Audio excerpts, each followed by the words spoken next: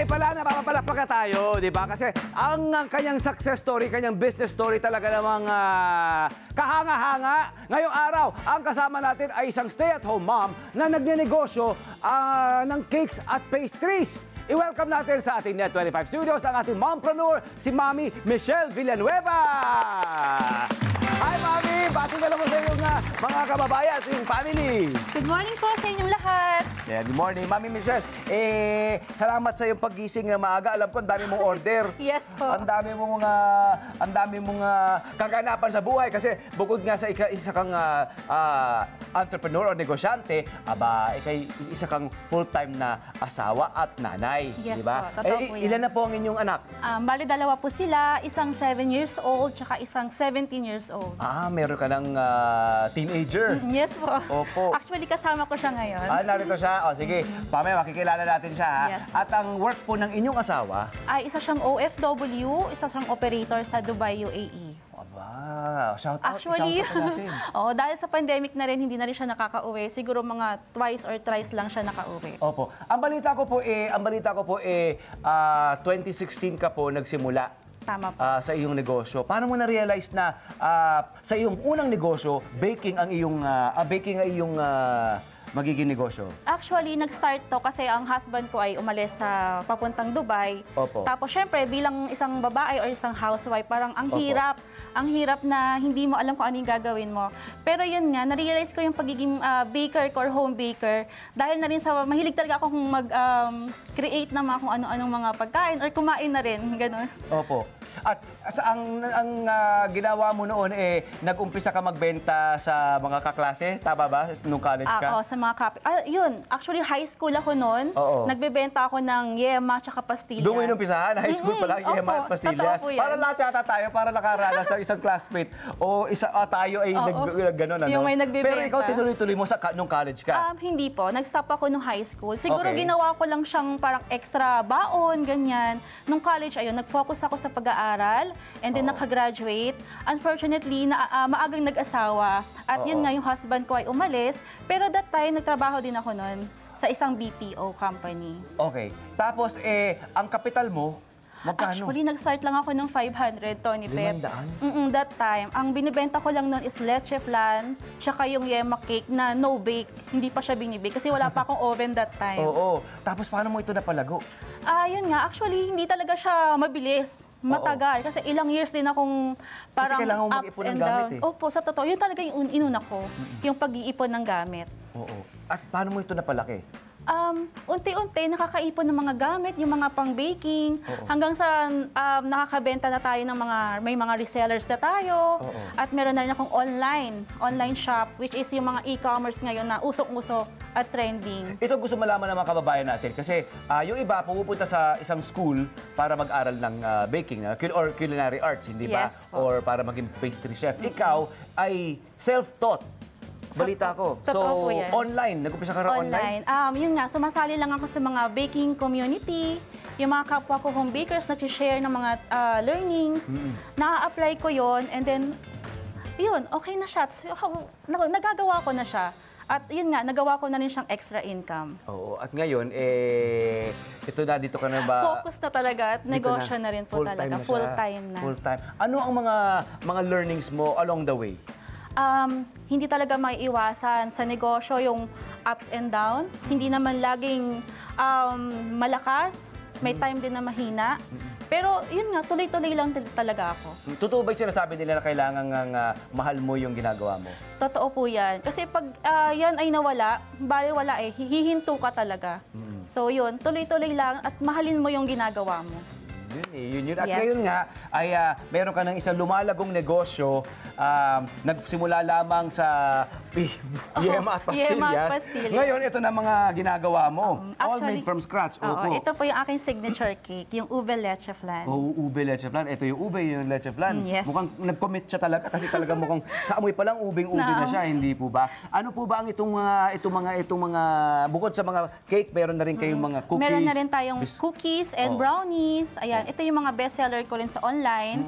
Ito naman yung mga direct orders na diretso na umuorder sa akin.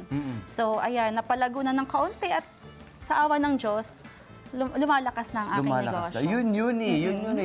Yun ang gusto natin ipakita no, sa ating mga kababayan, hindi ba? Yung sipag, tiyaga, yun talaga ang ingredient. May ingredients tayo sa baking, pero ang ingredients para maging successful na negosyante, yun, sipag, tiyaga, pagpupursige, paniniwala sa sarili. Ano pa po? Saka, yun, dedicated ka sa ginagawa mo, alam mo yung ginagawa mo, mahal mo yung ginagawa mo. For 8 years, ano po ba ang pinakamahirap na naging challenge, yung na-encounter nyo? Actually, ang daming struggle sa pagiging isang home baker o isang negosyante. Una, yung sasabihin sa'yo na nakapagtapos ka, pero bakit nagbibenta ka ng kung ano-ano, ganyan. So, masakit para sa akin yon. Pero ang ginawa ko, pinursige ko pa rin at tuloy-tuloy lang din. Ayun, ngayon, bumibili na. Yung mga nagsabi sa akin, bumibili na rin sila sa akin at paulit-ulit na nagiging customer ko at suki.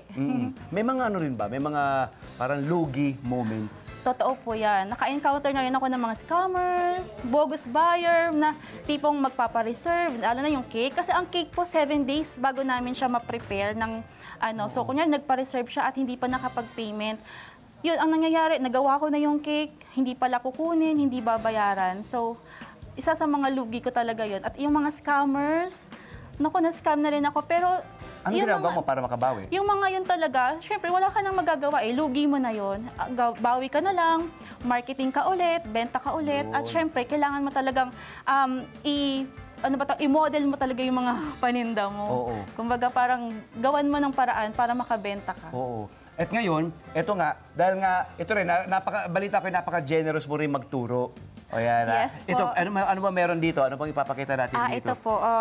Gawin po natin itong ube leche flan. Yan. Ito. Ay! Hello, Miss Love! Ang ganda ng kwento niya, pinakikinggan ko. Kasi si Love, baker din ito si Love eh. Hindi, titignan ko muna paano niya gagawin. Yan. Ito, Paano niya Miss gagawin? Love, gayahin lang natin yung... Sige nga, patingin. Ang tawag dito is rosette. Rosette! Rosette, There you yan go. po. Isang ikot lang yan. Habang iniikot mo siya, ipipress mo siya para lumabas yung icing. So, isang ikot na ganyan. Balita, bili mo Okay, online. try natin. Online Sige, ikaw, mag-usap muna kayo ni Kuya Tony Pet. Ha? Ako na muna nito para maka-day off ka ng konti. Balita, ang schooling niya ay online. Di ba? Totoo po yan. Naniniwala ka ba na kailangan formally mag-aral ka? O naniniwala kang hindi rin kailangan? Actually, kailangan talaga. Oo. Before kasi talaga yun ang ginawa ko. Kasi housewife ako, hindi ako makalabas ng bahay kasi may dalawang akong anak na inaalagaan. Diba? Pero last year, nag-start na akong mag-enroll ng mga kung paano gumawa ng mga courses. icing, courses, fondant making, which is malaking bagay sa akin bilang isang baker at syempre isang negosyante. Nag-aaral na rin ako sa mga business, yung mga accounting 101 para at least maganda ang takbo ng aking business. So, ang ginawa mo, mula online, tinuloy-tuloy mo ang pag-aaral. Yes po, Kailangan totoo talaga, po. Kailangan hindi ka tumigil. Aba, may pag-ganun pa. Ang ganda na, ma'am. Ay, ginalingan. Sayang may dinala siya Ang galing. Nag-effort siya Mukhang mas maganda na yung gawa niyo, ma'am. Maganda yung gawa mo. Parang may ma'am. pressure.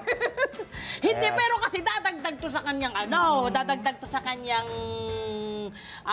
parang pagiging puhunan. Oo. Ha? Maraming customers at cake bakers ang hindi nagkakaintindihan. True, may Nagkakaproblema ganon. sila kapag nag-order ng cake, lalo na kapag online ang sistema. Paano mo ba ito iniiwasan? Kasi nga, galing ka sa mga kwentong scammer. Oo.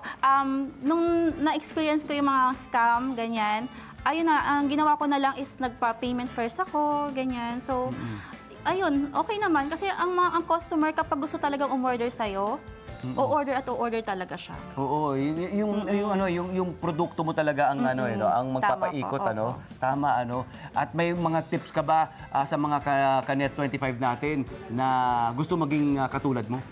Ang negosyo kasi, hindi talaga sabihin mo, nag-work ka 8 hours a day. Ang negosyo, kapag nagnegosyo ka, 24/7 na focus ka sa inyong negosyo. Tsaka, make sure mo na yung buong katawan mo sasakit. Ay, totoo po. Tsaka yung isip, yung marami ka talagang pagdadaan ng stress. Maraming pagdadaanan. Pero syempre, yung hindi nagpapabigay sa'yo? Ano yung nagpapa-move on sa'yo? Move tayo. Syempre, sa panahon ngayon, kailangan talaga natin kumita o mag-extra income kasi sa panahon ngayon sobrang hirap na ng buhay. Mga Judith! Kasi Yung yun aking- yun eh. Ang swerte, Yung aking mga ang anak. totoo nito, ang swerte ng mga anak ko kasi para Wala na. pa isang hakbang lang, meron na silang Correct. cake, meron silang pastries. Pero actually po, yung Tumutulong. mga anak ko, tumutulong po sila Ayun. at early age po nila. Tumutulong din sila. Oo. Yes. Ilang taon na ba yung mga anak mo? Isang Isang 17, tsaka isang 10 years old. Yan. Dapat ganun po talaga alam mo ang kagandahan yan kung bakit ka rin pinatutulong. Para sila rin ay hindi, ayan o, ba, lalaki na. Ay? Yes. Proud na proud. Proud na proud. Para yung mga anak din nila, ma-appreciate nila kung paano ang tamang pagkita na sa buhay, kailangan pinaghihirapan mo ang mga bagay bago mo makuha. Buo, solido ang Hindi konsepto. ganon. Buo, solido ang konsepto ng Oo. pagtatrabaho, True. paghihirap, di ba? Yung Correct. hard work, yun, patience, resilience. Ang dami mong itinuturo sa mga anak nyo. Yes po. Kapag may mga ganito kayong negosyo, ano po? Opo, talagang sila habang bata, kailangan matutunan nila na hindi madaling kitain ng pera. Oo, para rin hindi sila panay hingi. Tama po. Minsan nga ganyan ala, hingi po. Diba? Dapat matutunan nila ang tamang pagkita ng pera. Yes, po. Ito na, lalagyan na natin. Oo, Ayan syempre. po yung leche flan. Ayan. Sa mga nanay, tatay na nanonood at nakikinig sa Radyo Agila ngayon, Oo. ipinapakita natin ngayon itong nag-umpisang simple negosyo Correct. ng ating panauhin ngayon. Tapos ngayon naman, lumalaki na, lumalago na siya, no? At pinapakita natin yung kanyang best-selling na produkto, na product. Ito nga yung ube leche flan cake niya. Ito, nilalagay na natin yung leche flan sa ibabaw. Naka-cube siya. Ikaw rin siyempre Ako gumagawa rin nito. po gumagawa. Yun, no? Actually, sa loob niyan meron ding buong leche flan. Ha? Talaga? At dito sa loob nitong cake na ta? Meron po. Isang buong leche flan. Wow! Ito naman yung mga cookies Ito natin. naman. Meron din pairing. May mga... Ito yung dip niya. Okay. Kapag medyo tumigas lang siya, pero ima-microwave lang to para mag-melt siya ulit.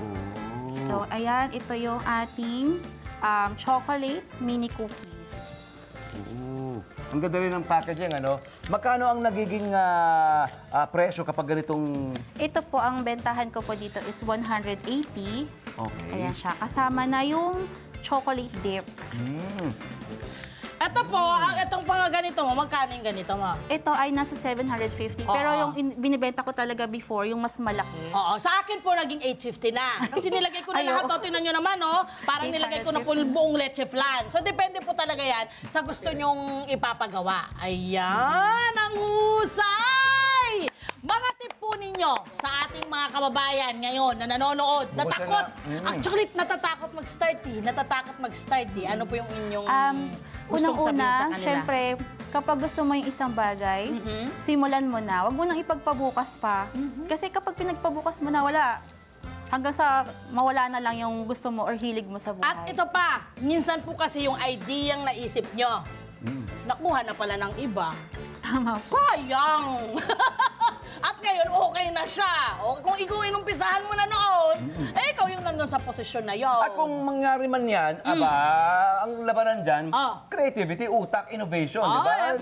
Parang ganito lang kasing sarap ng leche flan. Hello po mga Kanet 25!